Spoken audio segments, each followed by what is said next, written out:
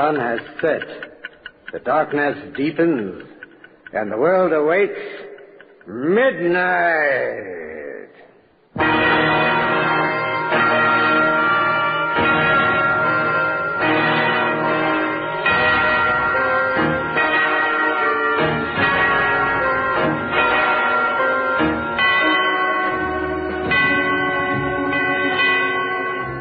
Good evening.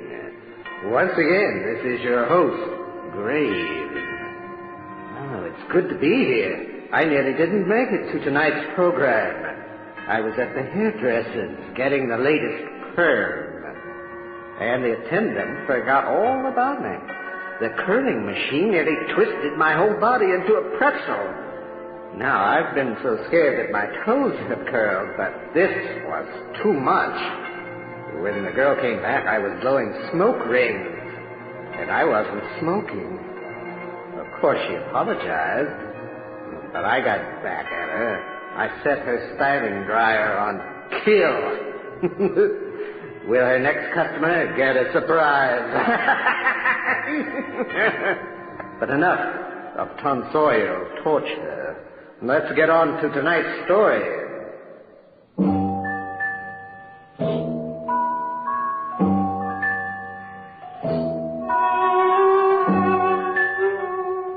Tonight we meet a real ghost, one who frightens an old man out of his wits.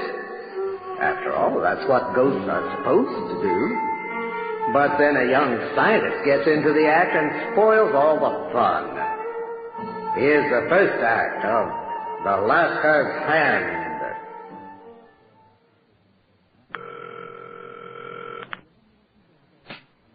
Paranormal Research Institute. Dr. Bennett, just a moment.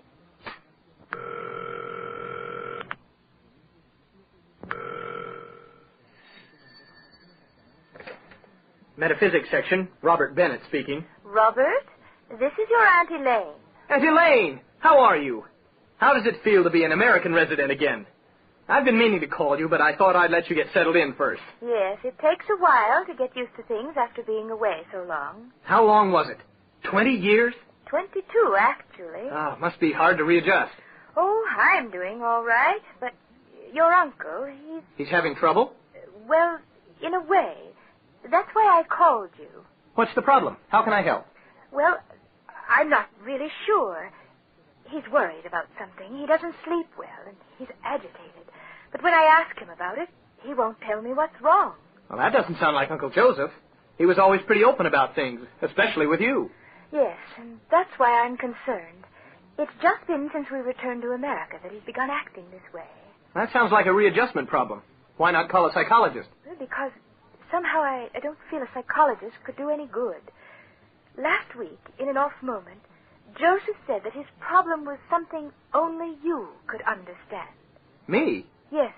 But I work with spiritualists, mediums. That's what I said to Joseph. But he only said again, Robert would understand. That's all. Uncle Joseph always discounted my work as ghost chasing. Yes. But he was quite earnest when he made that remark last week. Well, if it'll help, I'll come out and talk to him. Oh, I was hoping you would. Could you come soon? How's tomorrow? Wonderful. Thank you, Robert. No problem. You practically raised me when Mom and Dad were so ill. I owe you a lot. We'll expect you tomorrow. I'll bring along one of the other people from the Institute, Carolyn James. She's also a psychologist, just in case that is what Uncle Joseph needs. Fine. Oh, and Robert. Yes? Don't be upset when you see Joseph. He's changed quite a bit.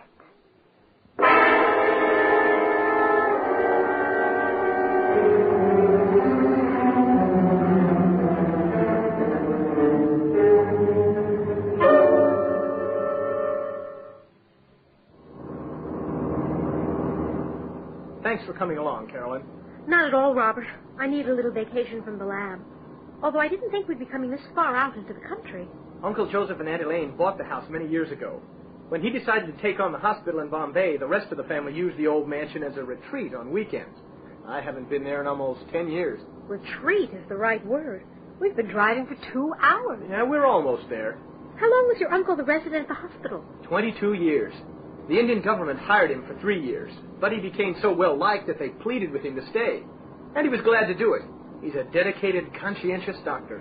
Oh, is that the house up ahead? Yes, It looks gloomy. you're right. It does have a haunted look to it, doesn't it? Funny. I never thought of it that way before.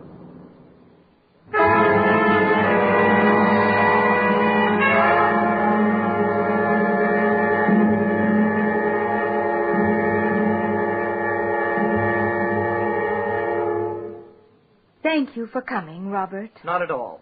Aunt Elaine, this is an associate of mine, Carolyn James. How do you do? Hello.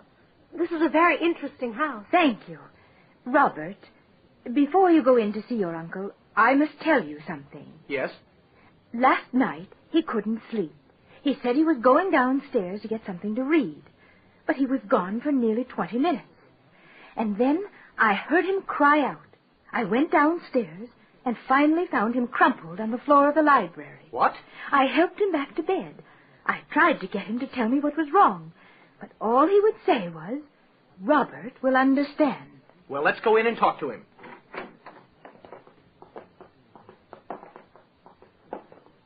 Joseph, Robert is here.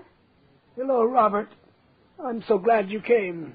Robert, he looks so haggard. Yes, he was always so healthy. It's good to have you back, Uncle Joseph. I wish I could say it was good to be back, Robert, but it isn't. Aunt Elaine said you thought I might be of help.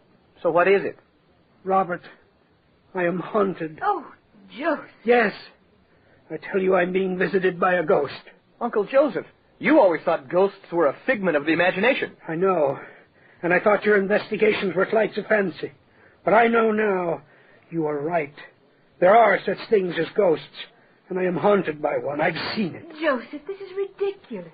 Uncle, you've always been the most pragmatic man I know. You never believed in anything until you saw it for yourself. Besides, ghosts, as most people believe them, really don't exist. We've been able to trace the evidence of spiritual manifestations, but no one has ever been able to see a spirit. At least no one we haven't been able to expose as a fraud. But I have.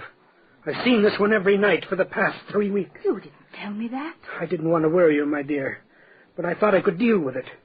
But I soon realized it was beyond my powers to do anything about. But not beyond mine. Is that what you thought? Yes, Robert. I hope you can find a way to help me out of this. But how? I don't know. I only hope you'll be able to find a way to rid me of this apparition. During the day, I worry about my sanity. For at night, when this thing comes to haunt me, I suspect I shall soon go mad. Well, we'll see what we can do. When does it appear? On the stroke of 2 every night. It appears to me in the library. Were you in the library the first time it appeared? No. The first time I was in bed. I woke up suddenly and seemed to hear a wailing sound coming from downstairs. It almost seemed to be part of the wind outside. I thought I might have left a window open, so without waking Elaine, I went downstairs. All the windows were shut tight. But as I entered the library, the wailing became louder, and then the ghost took form in front of me. This wailing, does it continue? Yes. I tried to get it to speak, but it merely kept up its unearthly dirge. How long did it continue? I don't know. It might have been only a moment, but I was so frightened, so amazed, I thought it must have stayed for hours. Did it do anything, or just stand there? I remember it looked at me closely, almost as if it was making sure of my identity. And then it began to circle the room. When it came to some trunks in the corner, it stopped. Stopped? Almost as if it wanted me to open the trunks. Did you? No, I couldn't. I was riveted to the spot where I was standing. What then? It gave one last moan and then vanished.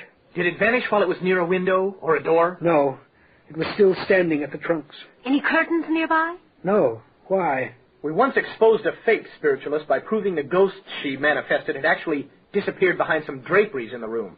You don't think this is a fake? I don't know. If it is, it really must be a good fake, if what you say is true. It's true. Every word. And it's appeared since then? Every night at the stroke of 2, I hear the wail and come to the library, and then there it is. The same actions every time? Yes. It appears, goes to the trunks, wails, and then disappears. Obviously after something in the trunks. Yes. Uncle, did you open the trunks after the first appearance? Yes. I looked through all of them the next day. What was in them? Just some souvenirs of Bombay and some old relics and specimens from the hospital. Did you put them back? Yes. I had no place to display them. Could be. Yes. Uncle, if there is an apparition, we want to see it. Yes. Will it still come if you're in the room? I don't know. But if it does, we'll be able to tell if it's real, or if someone is playing an evil trick on you. Who would want to play a trick on us? I don't know. But we always assume a rational explanation for apparitions until we eliminate all possible logical explanations. What do you want to do? Carolyn and I will stay in the library tonight after you turn in. All you need to do is act as you have before. When you hear the wail, come into the library and stand where you always do when it appears. Very well. And what about me? It'd be best for you to stay in your room, Mrs. Bennet. We don't know what may happen if the spirit is confronted with more humans than necessary. I don't know if I can wait up there while you're facing whatever it is. Nevertheless, I agree with Carolyn. Wait upstairs. Very well. And Uncle Joseph? Yes? Keep your wits about you. If this is a real spirit, and it finds us spying on it, Yes? there's no telling what it may do.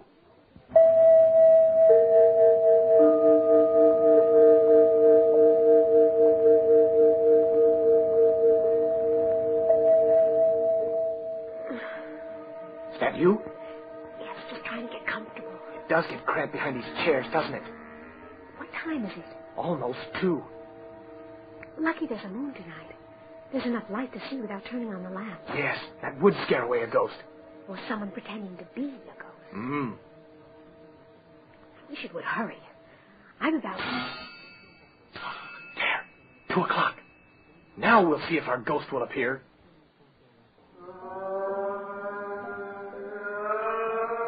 Listen. It's coming from the middle of the room. But there's nothing there. If this is a trick, it's a good one. I hear Uncle Joseph coming down the hall.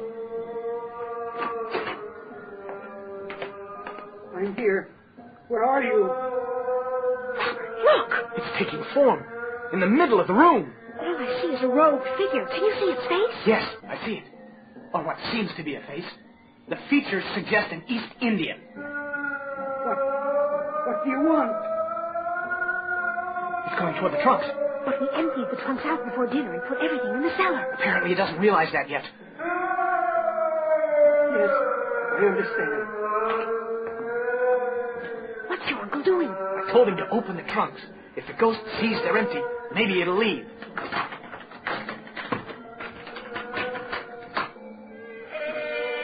The spirit's looking inside. Holy cow! It's holding its arm straight up in the air, like it's going to strike your uncle. Carolyn, look! Look at the right arm! It has no hand! You're right. Just the stump of an arm, cut off at the wrist. Wait! It isn't going to strike him. It's gesturing to the stump. Look! It's pulling back the shroud over its face. Yes. I see clearly now. Definitely Indian. Your uncle, he's seen it too. He seems to recognize it. No! Your uncle fainted. Come on, Carolyn. I want to get a closer look at that spirit. It's leaving. Quick, get between it and the door. I'll block the window. Robert, it's dissolving. Right in the middle of the room. It's gone. Check the floor. No need. I guess not. I have to admit it. If ever there was a real ghost, that was it.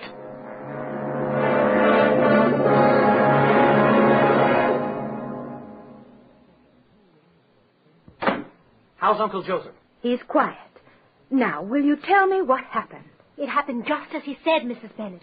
The wail, the materialization, everything. Except this time, Uncle seemed to realize who it was. That's why we've got to talk to him. Yes, I think he wants to talk to you, too. But not too long.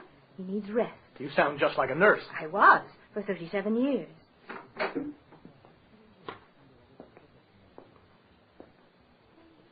Uncle Joseph? Robert, you saw it? Yes, Uncle. It was a ghost. I know. I know now it must have been. What do you mean? It was the lascar. Lascar? An Indian sailor, usually of lowly birth. Which Lascar, Joseph? The one whose hand I amputated in 1963. Oh, yes. Tell us about it. He was brought into the receiving room. His hand was badly mangled. Caught in a winch, they said. I tried vainly to save it, but it was no use. After 3 days, it was quite clear that it had to come off. The poor man. He was terrified. but not as terrified of the operation as what would happen when he died. I don't understand. The lascar explained that one of the tenets of his religion held that all parts of a body must be reunited after death in order to make a perfect dwelling for the spirit. Yes, I've heard of that belief. The ancient Egyptians mummified their royalty for somewhat the same reason, didn't they? Yes. Well, he wanted his severed hand to keep. I said it would be much safer in my care than his. I would preserve it carefully for him so that when he needed it again, it would be available. That sounds almost comical. Oh, it's gravely serious to the people of that religion, I'm sure. Indeed. I stored the hand in a jar of formaldehyde and kept it on a high shelf. It may have been just a quirk, but I felt I owed it to the lascar, who had trusted me so fervently with it. So that must be what the ghost was looking for in the trunk. Undoubtedly. Except it wasn't there. What? No. A year before we returned to America, there was a fire in my laboratory at the hospital. Nothing very valuable was destroyed, but the bottle which contained the lascar's hand fell from its shelf, broke open, and the hand was consumed in flame. So it was no longer available for the lascar when he died. Which he obviously has done. Then that means... Yes. What? Without that hand to offer the ghost, you may be haunted forever. Oh, no. But can't anything be done? I don't know, but I know where we might find out. Where? The Institute. There might be something in the research library that can help us. How long will that take? I'll run a search through the index computer. Maybe it can find some reference in the ancient literature files. It shouldn't take more than a day or two to find it, if it's there. And if it isn't? Don't worry, Mr. Bennett. We'll find something. We'll have to. Why? If that ghost discovers his hand is destroyed, he might get very angry. He might do anything.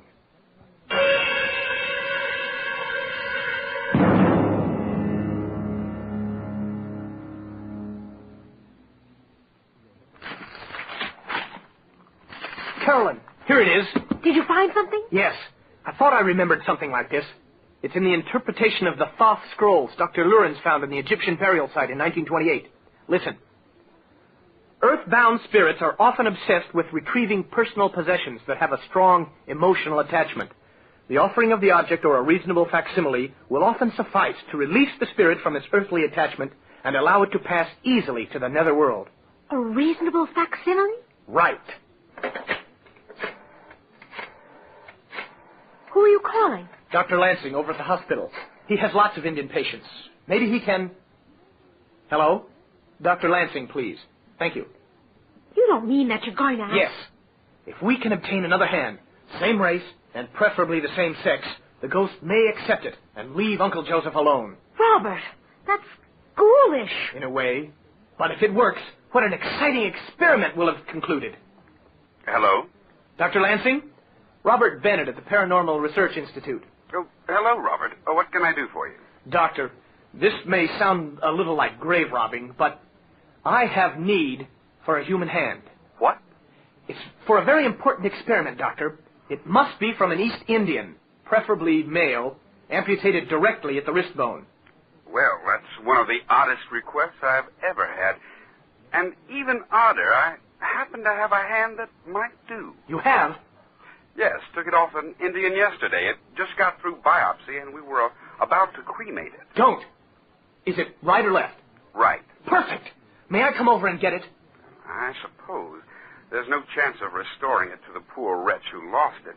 You'll have to sign the usual forms, of course. Thank you, Doctor. We'll be right over. Lansing's got a hand. Let's get over there and... Bennett speaking. Robert, Aunt Elaine, what is it? you've got to get out here quickly. The ghost was here again last night. Yes? And it almost killed your uncle.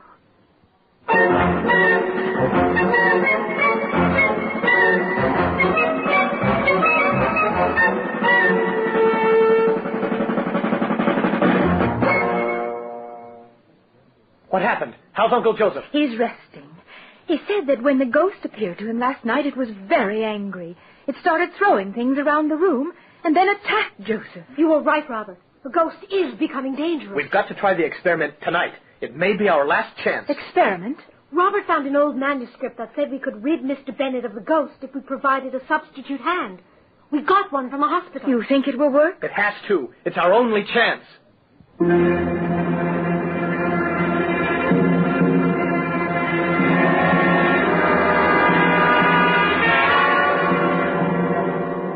It's working.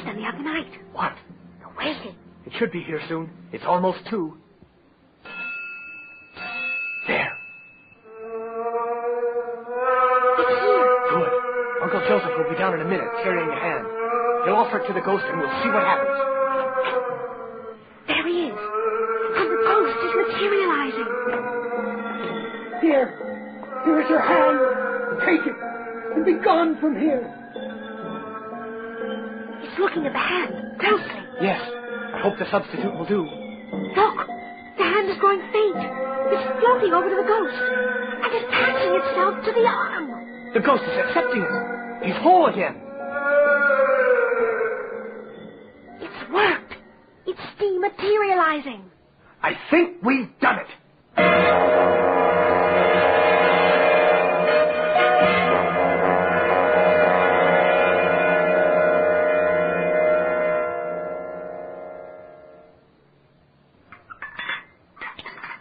Oh, Aunt Elaine, that was delicious. Whoever thought of having curry for breakfast? It was wonderful. We had it often in Bombay. I guess customs die hard. I'm glad they do.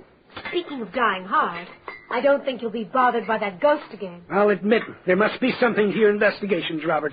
They certainly turn up information of practical value. I'm glad we could help. I'll get it. And we did actually see an apparition we can document. That's worth nearly as much. Robert, it's for you. Me? Yes, a Dr. Lansing. Thank you. Hello, Dr. Lansing? I'm sorry to bother you, Robert. The Institute gave me the number. There's something I think you should know. What? The hand you took. What about it? The fellow I took it from died this morning. Oh, I'm sorry. But as he was dying, he made mention of his religion, and that he must be whole to enter eternity. What? Yes, his last words were, "Where is my hand? Who took my hand?"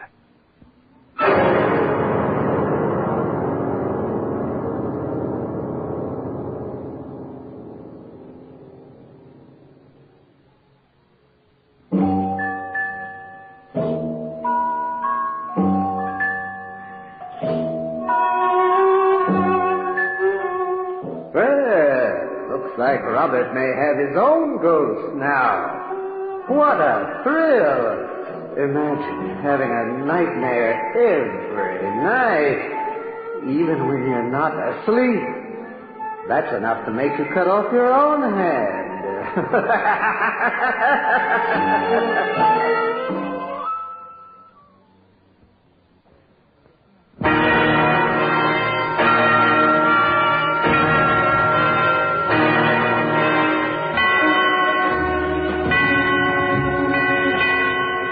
The Lascar's Hand was written and directed by Roger Rittner. Featured in the cast were Michael Vernon, Isabel Lee, Sandra Snow, and Art Dutch.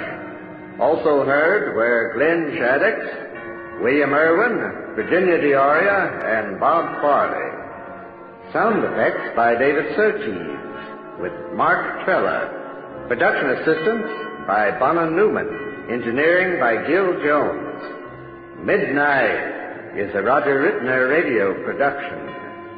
Now, until we meet again, this is your host, Graves, reminding you that wherever you are, it may not be midnight now, but it soon will be.